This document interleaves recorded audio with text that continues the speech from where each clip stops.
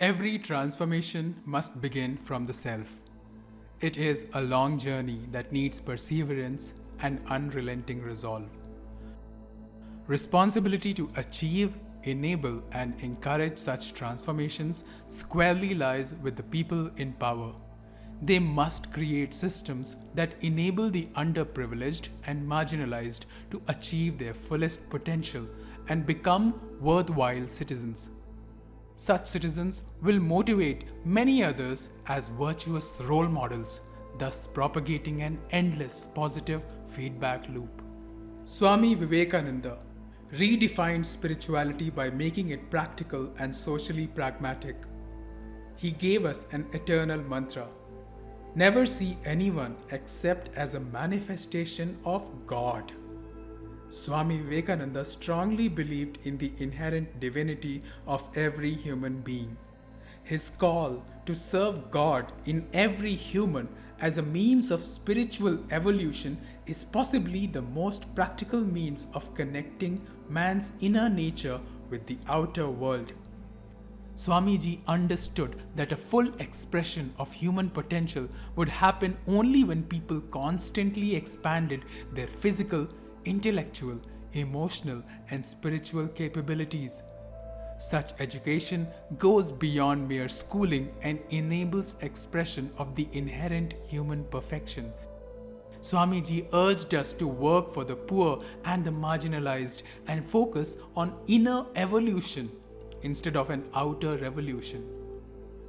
Today we need people with compassion, humanism, a spirit of inquiry, humor, mindful existence, positive thinking, and a relentless resolve to be good and do good. Today's India needs to revisit this concept of building complete humans who can in turn create and manage institutions and thus build a great country.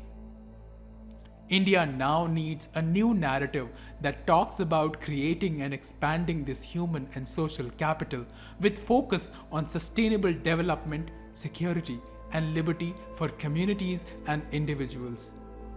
India needs to become a pioneer in translating this vision of development into concrete reality, where the rule of law is the norm rather than the exception, where no Indian goes hungry, where human rights are a way of life, where democratic participation is an everyday expression of citizenship, and where food, nutrition, livelihood, infrastructure, education, healthcare, and religious freedoms are entitlements of an empowered citizenry.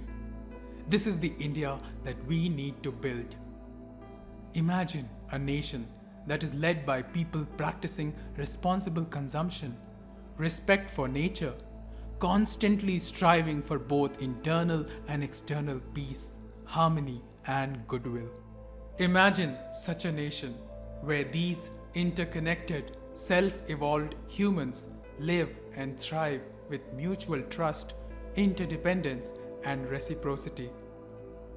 Where the mind is without fear and the head is held high. Where knowledge is free. Where the world has not been broken up into fragments by narrow domestic walls. Where words come out from the depths of truth. Where tireless striving stretches its arms towards perfection. Where the clear stream of reason has not lost its way into the dreary desert sand of dead habit.